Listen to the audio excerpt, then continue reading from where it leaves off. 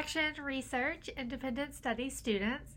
A quick welcome from me. I am currently in North Carolina at my house and excited to share with you the process of action research. I got a new laptop. My other one failed on me last December, as some of you may know, and so I am currently struggling because I need administrator access to download the software I usually use called Screencast-O-Matic in order to both have me on the screen and the PowerPoint, but it's not working. Yay, technology! And no one is in the office today because, of course, it is Martin Luther King Jr. Day. But I think I've kind of rigged up a way that I can show you what we have here on the screen, as well as explain the way through this so that this particular class is not delayed.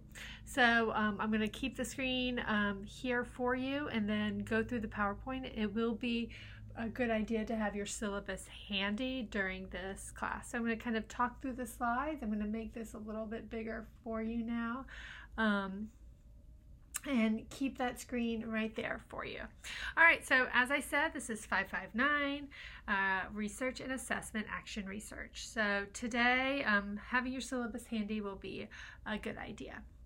We're going to talk today about what action research is. We're going to review the syllabus and assignments, and then really go through what is the process of action research. I'll explain the different elements that are found in your syllabus, as well as what's coming up first, which is both the rationale and annotated bibliography. So what I would like for you to do is take a moment and choose 2 questions to answer.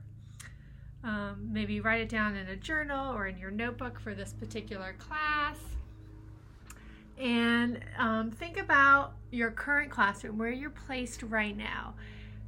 And think about either something you've been wondering about in your classroom, something that perhaps you have struggled with thus far and would like to think about further, something that you've read about or heard about and you've always wanted to try, or maybe some assumptions that you currently hold about research. All right, so think about maybe 2 of these. Pause this video and really try to identify some things in your classroom, just brainstorming for a couple of minutes about your current classroom.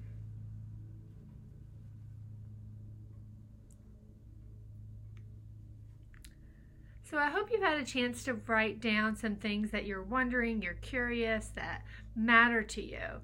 Because what's important about what you're getting ready to embark on is that as teachers, we are going to have questions. You're always going to wonder things. You're always going to seek ways to improve, especially in the areas that you struggle. But it is what we do with those things that matter to us, and it's how the action that we take. So teachers have questions, and it's what we do with our questions that matter. So we're going to keep coming back to why this matters. And I will say, as you're moving towards finding an area of focus that I'm going to be talking about, it really does have to be important to you, because you're going to be thinking about that particular area of focus very often for the next couple of months. So why do we at Mason have this course? So it's an important part of our lives to make sure that we are curious and that you are going to be master teachers out there. So researching is one of the most intellectual processes that teachers can have. So it's a really important journey to take as you begin your career as a teacher. And action research is the way to go, because teaching is research. Whether you recognize it or not, you are constantly evaluating the effectiveness of what you're doing, and you are modifying your instruction accordingly, right? How did that particular lesson go that day? What if I had done this instead? You are constantly doing that kind of research. And by being systematic In this evaluation, you are better able to understand phenomena in your classroom and share your findings with others to build upon that knowledge that exists in the instructional practice, right? And that's really at the core of action research. I apologize, I think my HOA is mowing the lawn right now. So the main point of action research is to prompt action, i.e. inform your practice. What can we do as educators to move things forward in this chosen career? Teachers will alter your instruction based upon what they find through a systematic inquiry of their own teaching. And this systematic, right, that means there's a step-by-step process, a system. Inquiry meaning you are questioning things, you're asking questions, you're finding answers of your own teaching. We're going to do that by selecting a focus. We're going to clarify theories that maybe we already know through searching it through other people's work and creating an annotated bibliography. We are going to identify a research question or questions for yourself. You're going to collect data. You're going to analyze it. You're going to report it, and then you're going to take action, hopefully, and what that means to you as an educator. So we're going to watch a quick video here. Hopefully I can get this going without too much shenanigans here. And of course this PowerPoint is available for you, as always, online. Oh my gosh, it's really hard to get my pointer with my left hand. Down, down, down, over, over, over. I apologize for how long that took me. And now it says my media is not found. I will post this video for you to watch. It's just a little video on action research. Maybe is it here? Media not found. All right, I apologize. It was there earlier. Now it's not there. I will post it. It was a little bit about the action research process that I just introduced to you. What I will move on to is this, which is what I just started to talk about. So you are identifying an area of focus. You're developing an action plan, right?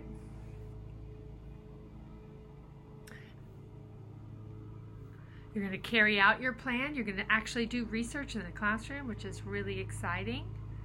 You're going to analyze and interpret that, right? Observe, reflect, right?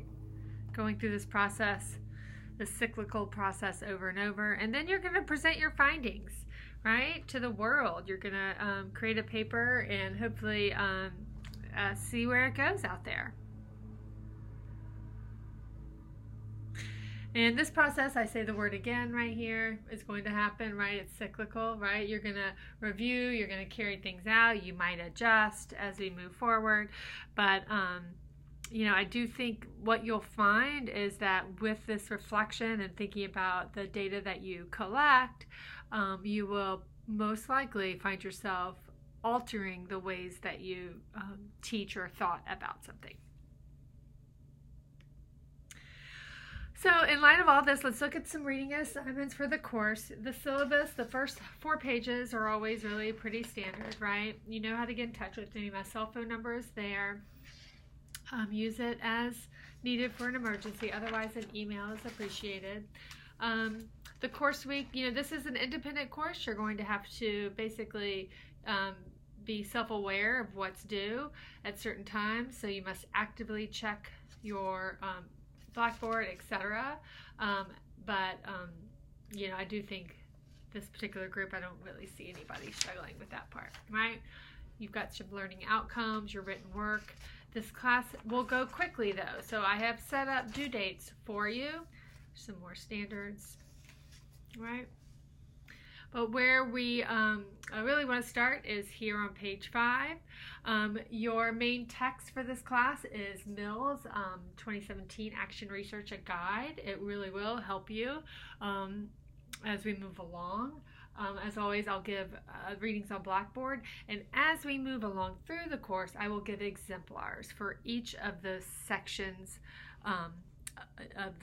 of the paper, right? Each component will have an exemplar for you, except for probably the first one, because I don't want to skew you in any particular way. So I won't give you an example of a rationale or research question, or at least the research question part. I will give a tiny bit of rationale for you. All right, so that's your reading this semester. Here are your assignments, right? So you've got these component drafts. They're all worth 10 points each. You've got to stay on top of things. My late policy, which I believe is written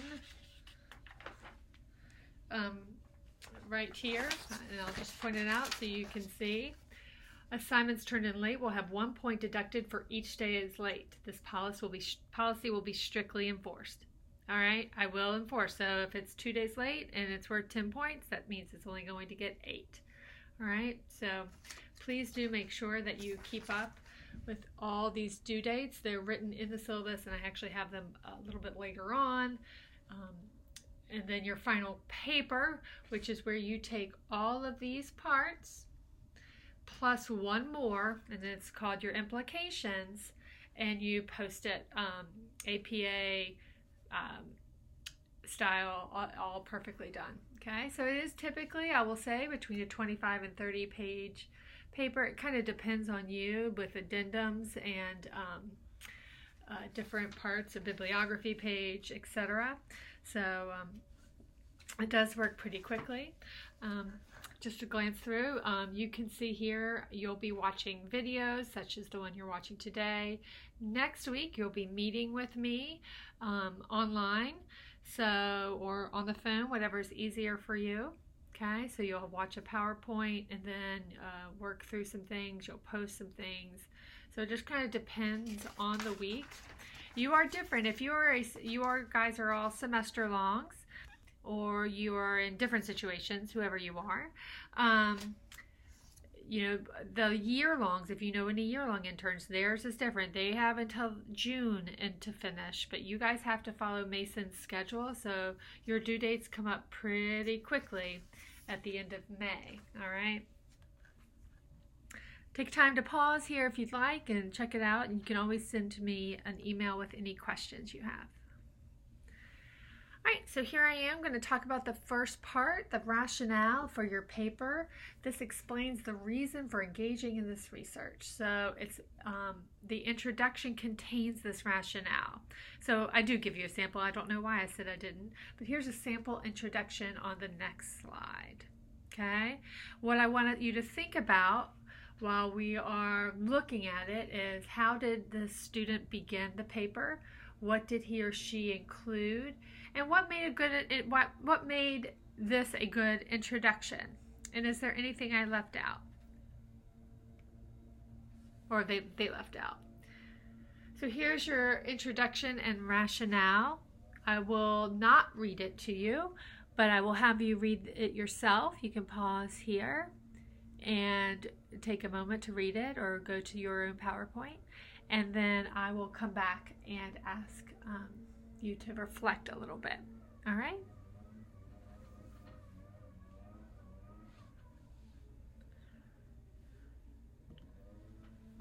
All right, now that you've had a chance to read that person's rationale, what did you notice that made it a good rationale? Did you feel like you got a full picture of why this was important to them? Did it make you think about why this is important to that person? So it needs to be clear in the reasons. It also needs to be clear on the focus of the problem that it addresses. It should be compelling, right? It should matter to you. So a clear description of why it's important, and this is a must-have. I'm going to point this out right here. A must-have, a focus on the students, right? So you can't do research, for example, on something with a teacher focus, right? So it needs to be something about making a change in something that deals with students. And that can be very broad, but it does need to focus on that. And if you ever have any questions about that when we're talking next week, we can work on that. All right, when you're choosing a research question, right? So you have to have a question to answer. It will come from your rationale, a specific question. And the best questions for action research follow the following format. What happens to blank when I blank? Okay, so from the very beginning, you need to avoid language that says, what is the effect of? The reason for that, if anyone out there knows statistics, the word effect comes with it a bevy of statistical analysis types of work, and we are not in this particular class doing that type of research. All right, so you're doing action research, and there will be things that happen. You will make impacts and have effects, but do not use the word effect. Literally stick to the script. What happens to blank when I blank? All right, so let's look at some samples. And I will want to say this is where you'll really narrow your focus down based on what you find in the literature and how it aligns. So you're coming up with an area of focus. You'll do some research, you've got some rationale, and this question might need editing later on. So here's some examples.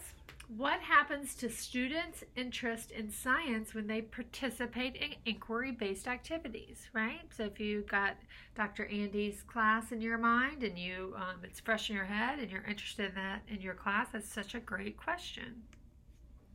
What happens to the number of off-task student behaviors when I implement hourly brain breaks, right? That one might be fresh in your head, right? Classroom management typically is something that many new teachers struggle with. What happens to students' number sense when I incorporate peer discussion into math lessons? Okay, so perhaps you've got some great ideas that you want to do in math that you haven't had a chance, or social studies, or science, or language arts. What happens to the quality of students' writing when I implement structured peer revising? Okay, so there's one for the language arts area. And finally, what happens to students' reading engagement when I allow free book choice for Reader's Workshop, right? And you can see that these all deal with students. They've all got the name student in there, the word student in there. So you can see that these are very focused, direct research questions. All right, so that's what we're going to be meeting about next week. Like, what area of focus do you see yourself working in? And then maybe you and I can together, you can come with some questions and I can help you refine those as we move forward. Pause here if you need to. Pause anytime you want. This is independent study. I'm going to next talk a little bit about another assignment that you have, which is the annotated bibliography. So if you've never done an annotated bibliography, what it does is it situates your study in current literature, right? So it gives it a body of work to find foundation in, right? So it demonstrates that your study is informed not only by your personal experience, but by previous research and theory out there, okay? So you're basically asking, when you're doing the annotated bib, can the existing research throw any light on your situation and help you see it more clearly? And that comes from Chemist and McTaggart in 1988, right? What are you doing that will make it more clear for someone else and yourself, right? Really happy that they have started to blow leaves in my driveway. All right. Sorry guys, I hope the volume is fine. All right, so when you're looking for articles for your annotated bibs, these are some quality considerations to make. So you do need to ask yourself when it was published. If I were probably starting this, I would probably start within the last 10 to 15 years, right? So it's 2020. You could go back to the year 2000 and above. You'll find some seminal articles, right, that deal that are older, that deal with your research topic perhaps, but for the most part, try to keep it recent. The next thing is, where was it published, right? So is it from a respected education journal, or is it from a one that's not so respected, right? So respected journals will be peer reviewed for the most part, and that just means that there's a board of scholarly reviewers in the subject area that review the materials before they're published, right? So it's a higher standard, and you need to find articles that are peer reviewed for all 10 of your articles. If you struggle, we can have a conversation about it, but you need to try to have them all published in peer-reviewed journals. All right. And where was it published? Is it in the United States? Is it in Australia? Right? There's great global research going on out there, so finding a variety is also, so that where can be a couple different have a couple different meanings. So every time when you find an article, you need to ask yourself, how does this help me? Okay, this is a question you should be asking yourself as you wade through titles and abstracts and articles. How is this helping me? All right. Look, I make it go like that. That's how important that is, right? So let me tell you some best sources for finding 10 articles. Obviously, you're going to look at peer-reviewed journal articles.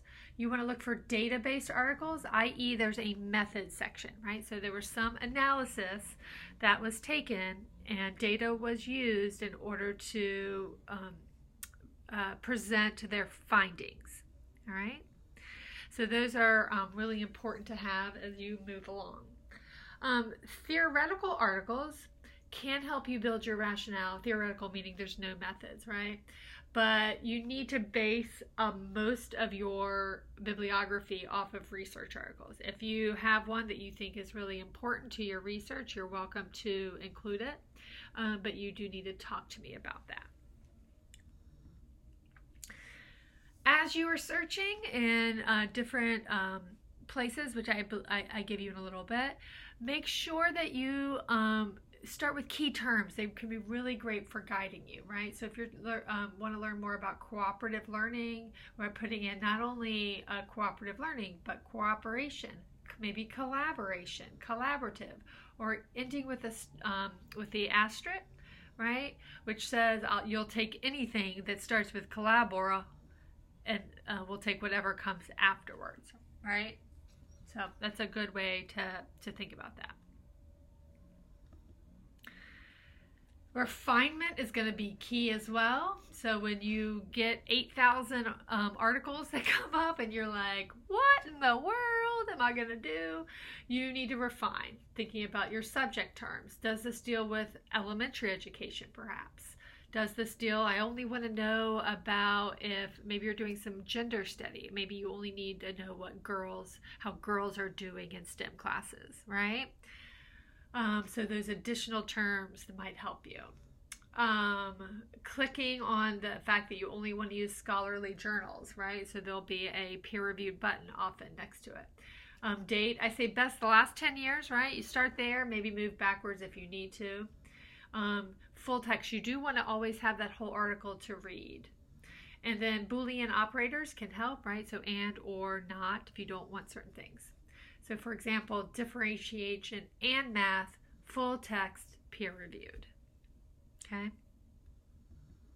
So here is a big list of places where you can go. You should have access because you are a Mason student, right? So JSTOR is a really great one. So is Eric. ProQuest is really good for finding dissertations and things like that, which can sometimes lead you down a really great road, which leads me to my tip.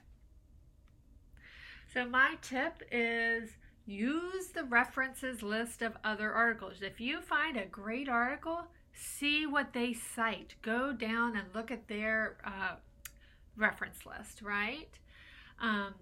And if you find where a textbook or a theoretical article cites research, then find that original source. Okay, and this is where you can use an eJournal Finder, just so you know. That will help you with that. But like, you can't really cite it. I don't want you to cite a textbook, right? So let's say, for example, you're doing something responsive classroom. I don't want you to cite responsive classroom. You need to find a little bit more. So eJournal Finder can help you with that. One more tip, or a couple more tips. I like tips. You are absolutely probably not going to find 10 articles that speak precisely to your topic. So articles that are related to a portion of your topic can help. So for example, if your area of focus is second grade boys participation in Lit Circle, right? Maybe you're interested in maybe increasing that in your classroom. You probably will be able to, you'll be able to find articles on boys and reading, Lit Circles in the, that should say lower grades. Sorry about that. Discussion and reading, right? Where you can build upon your action research annotated bib with this type of information, right? Perfect. All right, so I've made, and this is found under Class 1, is this annotated bib template, right? So you are going to need to give an explanation of the main points. It can you can read through this yourself, but I kind of just say when you're reading this, as you read it, it's a great graphic organizer, right? Make sure you get that APA citation, right? I wrote my dissertation at Chapel Hill, UNC Chapel Hill, and they have some great handouts that can be found if you're interested in finding more things on how to develop a really great annotated bibliography. If this is your first annotated bib rodeo, please let me know. I can show some examples of what that can look like. The Purdue OWL has a really great one as well. That's from Purdue University. Right?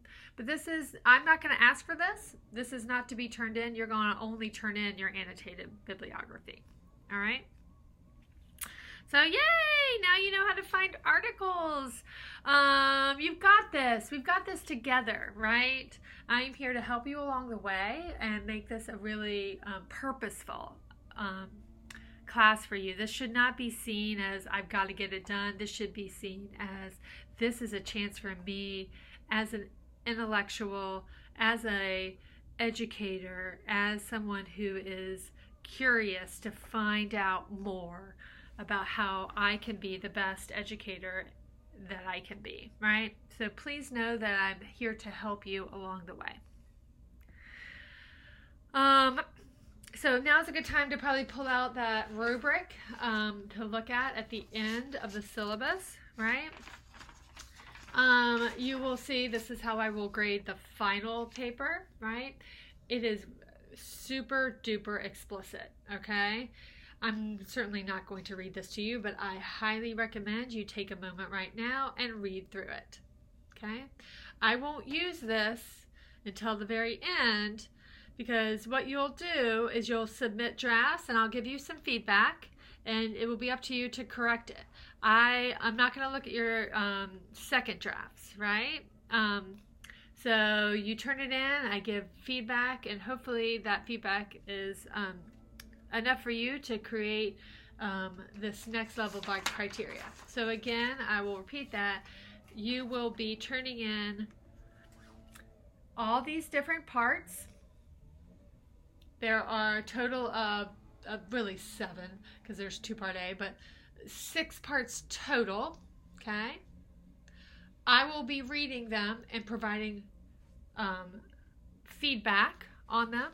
It is up to you to use that feedback, correct them, and use that in your final. The only section that I should not see before the final is an implication section. We're going to talk about each of these each week that we have class. All right, so I'm going to be leading you through, right? We've done this, we've done this, we've done this. I'll be talking about context and instructional change next week. Data collection and student assessment, data analysis and findings, and then I'll talk about implications. So everything will be completely laid out for you. So I hope that makes sense as far as how our feedback loop is going to go. One more time, you will turn it in on that due date. I will take points off for lateness. My goal is to give you feedback before something else is due, which is quick turnaround, right? My goal is to get there. If you're late, I will probably be late too, okay? And then you'll have a good amount of time to hopefully get this all together so that each of these parts will be included in your final paper. So it's time to get started, right? So for this first assignment, you need to identify an area of inquiry, and it must focus on students. You need to think through and articulate your rationale. Why does this matter to you? And you need to begin locating research articles related to this area of teaching and learning, okay? Upcoming. Next week, you will schedule, next week you do have, I don't think I put it up there. Perhaps I did in a minute. Let's see here. Next week, I'll post a PowerPoint on changing context. So I'll do that by next Monday night. And you will schedule a mandatory 15-minute meeting with me, okay, right here. There's over 20 slots, and so hopefully there'll be a 15-minute time that works for you. They're all after school, but if you needed something more during the day, I'm typically available unless I'm teaching, right? And so hopefully that works. I need to stick to that 15 minutes. So do come prepared for that meeting with area of focus. You're welcome to email me anything you would like as far as ideas, right? So just send me an email, say ideas for the meeting, and I will have that available. The first thing is due on February 2nd, so that's your rationale and research questions, right? We went through, we paused, and you had a chance to read that one person. So, and that's one that can kind of, it might go through a little bit of transition as you work through this semester before you turn it in May, but you'll turn that into me on the 2nd. And finally, you need to begin doing some research for that annotated bib, right? Reminder, it's 10 total, so 5 and 5. So I'm going to escape out of here for right now. Hopefully that feels good to you guys. And hopefully this recorded well. I will have better technology the following week. But again, my apologies for what it looked like today. I always appreciate feedback if you have any, and if you need anything, please send me an email, all right? I'm on campus this week, so if you happen to be by at Mason, I'll be there Tuesday, Wednesday, and Thursday. But just a little bit, I think most of you know I live in North Carolina now, and I go back and forth. But I always love working with my students. I'm looking forward to working with all of you. And I will see you and talk to you next week. All right. Take care of yourselves.